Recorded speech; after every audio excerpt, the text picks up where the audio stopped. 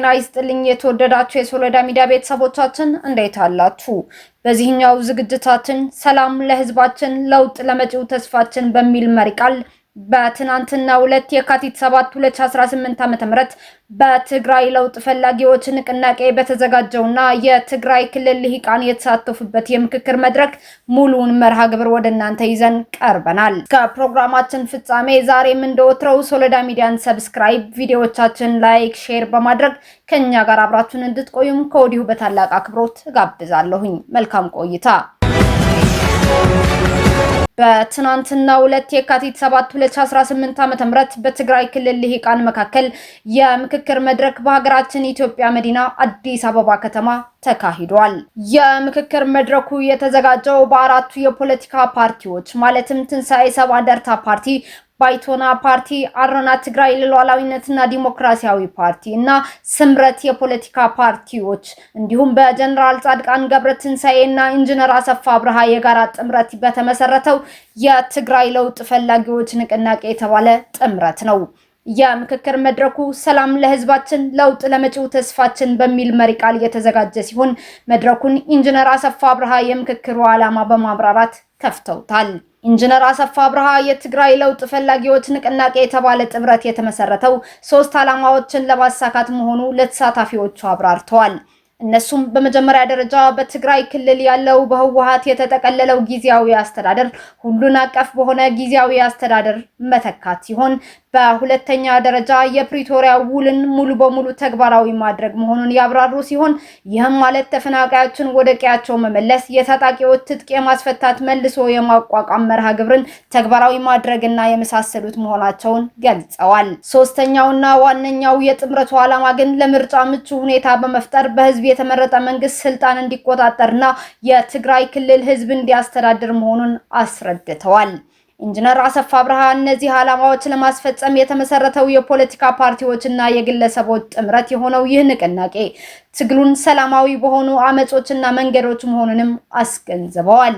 ኢንጂነር አሰፋ አብርሃ የህወሓትን ግፍና መከራ የትግራይ ህዝብ እንደበቃው የገለጹ ሲሆን ህወሓት ጸብጫሪነቱን የጀመረው የፕሪቶሪያ ውል በተፈረመበት ቅጽበት መሆኑንም አስታውቀዋል። ኢንጂነር አሰፋ ይህንን ሁኔታ ሲያስረዱም ፕሪቶሪያ ስምምነት የተፈረመው ህወሓት በራሱ የፌዴራል መንግስት የፈለገውን ያላችሁን ምንም ይሁን ፈርማችሁ አድኑን በማለት ሲማጸኑን ቆይተው ልክ በተፈረመበት ቅጽበት ስልጣን ለብቻዬ በማለት ነው ጸቡን የጀመሩት ብለዋል። ኢንጂነር አሰፋ አክለውም የህወሓት ቡድን ከብልጽግና ጋር አብሮ ጊዜያዊ አስተዳደር ከማቋቋም ይልቅ ከህወሓት ጋር አብሮ ማቋቋም እጅግ የማይቻል ነገር መሆኑን አሳይቶናል ሲሉም ገልጸዋል። ለዚህም በምክንያትነት እንዳስረዱት ፌዴራል መንግስት ጊዜያዊ አስተዳደሩ ላይ ከሚገባኝ ድርሻ እጄን አንስቻለሁኝ፣ ካቢኔው እናንተ አቁሙ ብሎ እኛ ላይ ኃላፊነት በመስጠቱ ነው ሲሉ አስረድተዋል። የፕሪቶሪያ ስምምነት ፌዴራል መንግስትም ባደረገው ይቅር ባይ ልብ አግዘውና የተፈረመው ሲሉም ኢንጂነር አሰፋ አስታውቀዋል። አሁን በትግራይ ክልል ላይ ያለው ግጭት በለውጥና በኋላ ቀርነት ላይ መሆኑንም አስረድተዋል። ኢንጂነር አሰፋ ባንዳ ማለት ከሻዕቢያ ጋር የሚሰራ እንጂ ከፌዴራል መንግስት ጋር የሚሰራ አይደለም። ኢትዮጵያ ሀገራችን ናት። ከሀገራችን ጎን ሆነን ህዝባችንን እናድናለን። ባንዳ አይደለንም። ባንዳው ከሌላ ሀገር መንግስትና ከኢትዮጵያ ጠላቶች ጋር የሚሰራ ነው ሲሉ ከህወሓት ለለውጥ ፈላጊው የሚሰጠው የዳቦ ስም ለራሱ ለህወሓት እንደሚገባ አበክረው አስረድተዋል። በመድረኩ የተገኙት ተሳታፊዎችም የተለያዩ ጥያቄዎችንና አስተያየቶችን አጋርተዋል። ከነሱም መካከል የተወሰኑትን እንደሚከተለው አቅርበናቸዋል። በመድረኩ ከተገኙት ተሳታፊዎችም የተለያዩ ጥያቄዎችንና አስተያየቶች አጋርተዋል። ከነሱም መካከል የተወሰኑትን እንደሚከተለው አቅርበንላቸዋል። አንደኛው ተሳታፊ ትግራይ ክልል የሻዕቢያ ሰራዊት መፈንጫ በመሆኗ የትግራይ ህዝብ መግቢያ መውጫ አጥቷል። ትናንትና አራዊት የሻዕቢያ ሰራዊት ጠላታችን እያሉ ሲጠሩት የነበረን አካል ዛሬ ትግራይ ላይ ገብቶ እንዲፈነጭ ፈቅደውለታል። በ2013 ዓ.ም በነበረው ጦርነት የትግራይ ህዝብ ያጨፈጨፈው ብቸኛ ጠላት ህወሓት ራሱ ነው ብያምናለሁኝ። ምክንያቱም ይህ ቡድን እንደ ህዝብ እንድንጠፋ ወስነዋልና በማለት ገልጿል። ተሳታፊው አክሎም በአዲ ጉደም፣ በመረሚቲ፣ በአሸጎዳና በመሳሰሉ አካባቢዎች የሻዕቢያ ሰራዊት መግባታቸው መረጃዎች እየወጡ ይገኛሉ። እኛ ኢትዮጵያውያን ነን። እኔ እንደ አንድ ግለሰብ እነሱ ሲመቻቸው ኢትዮጵያዊ፣ እነሱ ከአዲስ አበባ ከስልጣናቸው ሲባረሩ ሻዕቢያ የምሆንበት ምንም አይነት ምክንያት የለም። እኔ ትግራዋይ ኢትዮጵያዊ ነኝ። የትግራይ ህዝብ የነሱ መፈንጫ አይደለም። ስለዚህ የኢትዮጵያ መንግስት መከላከያ ሰራዊት አስገብቶ ሻዕቢያን በማስወጣት የሀገርን ሉዓላዊነት እንዲሁም የትግራይ ህዝብ ደህንነት መጠበቅ አለበት።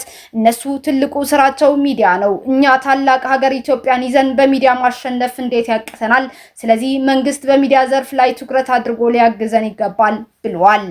ሁለተኛው ተሳታፊ በበኩሉ ህወሓት የትግራይ ህዝብ ጨርሶ ለማጥፋት እየተንቀሳቀሰ ነው። እኛ ግን ዘግይተናል። ከዚህ በላይ ከፍተኛ እንቅስቃሴ ማድረግ ይገባናል። ህዝባችን ከዛ ሊያጠፋው ከሚሰፈስፈው የህወሓት የጥፋት ኃይል ፈልቅቀን ማውጣት አለብን፣ መፍጠን አለብን። ህወሓት ለማጥፋት ሁሉም ፓርቲዎች በጋራ በመስራት ነው ይህንን ፈጣን ለውጥ ማምጣት የሚችሉት። ለውጥ ፈላጊዎች ነን የምትሉት አካላት 2013 ዓ.ም የነበሩት የመጀመሪያ እውነተኛ የኢትዮጵያ ልጆች የሆኑ የትግራይ ተወላጅ የሆኑ ለውጥ ፈላጊዎችን ማካተትና ማቃፍም ይኖርባቸዋል ብለዋል። ሶስተኛው ተሳታፊ በበኩሉ አንደኛ ነጥብ የ2013 ዓ.ም ጦርነት የህወሓት ጦርነት ወይስ የትግራይ ህዝብ ጦርነት ነበር ወይ የሚለው ማጥራት ያስፈልጋል። ሁለተኛው ነጥብ ጦርነት ላይ መሳተፋችሁ እንደ ጀግንነት እየቆጠራችሁት ነው ወይ? ህዝብ አድነናል ብላችሁ ነው ወይ የምታስቡት? ሶስተኛው ነጥብ ከፌደራል መንግስት ጋር ለመቀራረብ ፕሪቶሪያ ብቻ ነው ወይ የሚያገናኘን? የሀገራችን መንግስት ነው፣ አቀራረባችን ማስተካከል ይገባል ሲል ገልጿል። አራተኛው ነጥብ ብሎ ያነሳው ቲዲኤፍ ወይም የትግራይ መከላከያ ሰራዊት ተብሎ ስም የተሰጠው የህወሓት ሰራዊት እውነተኛ ስሙ ሊሰጠው ይገባል በማለት የህወሓት የነበሩ አካላት ለትግራይ ህዝብ እውነተኛ በጦርነቱ በትግራይ ህዝብ ሳይሆን በህወሓት እንደነበር እንዲያጠሩ አስተያየቱን ሰጥቷል። ሌላኛው ተሳታፊ ከባለፈው ህወሓት መራሹ የኢህአዴግ መንግስት ጋር በማነጻጸር ስናየው ከ20 ሺህ በላይ ተሳታፊዎች በሚሰበሰቡበት የአፍሪካ ህብረት የጉባኤ ቀን የፌደራል መንግስት በዚህ በትግራይ ክልል ያለው ጉዳይ ፈታኝ በሆነበት ወቅት አምኖን እንድንሰበሰብ መፍቀዱ የፌደራል መንግስትን እጅግ ለማመስገን ፈልጋለሁኝ ብላለች። በመቀጠልም ህወሓት የፕሪቶሪያው ስምምነት እያዛባ የሚያቀርብበት ሁኔታ ለማስወገድና ህወሓትን ለማሸነፍ የስምምነቱ ሰነድ በትግርኛ ቋንቋ ተተርጉሞ ለትግራይ ህዝብ እንዲሰጥ መደረግ ይገባል ብላለች። አክላም 17 ዓመት ለቆየው የደርግ መንግስት የህወሓት ቡድን 27 ዓመት አውርቶበታል። ይህም የትግራይ ህዝብ ጠቅላላ የተዛባ ታሪክ እንዲይዝ አድርጎታል።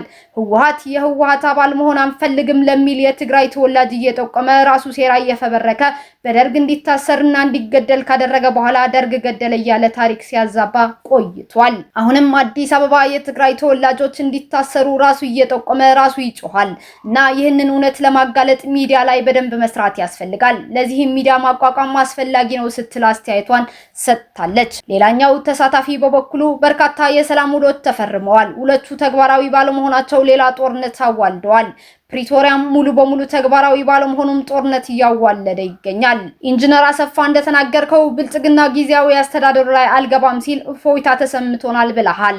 ብልጽግና ለመግባቱ እንዴት እፎይታ እንዲሰማችሁ ያደርጋል? ብልጽግና በጊዜያዊ አስተዳደሩ ካቢኔው ውስጥ ቢገባ ኖሮ አሁን የተፈጠሩት በርካታ ችግሮች የመቀነስ እድል ነበራቸው ብዬ አስባለሁኝ።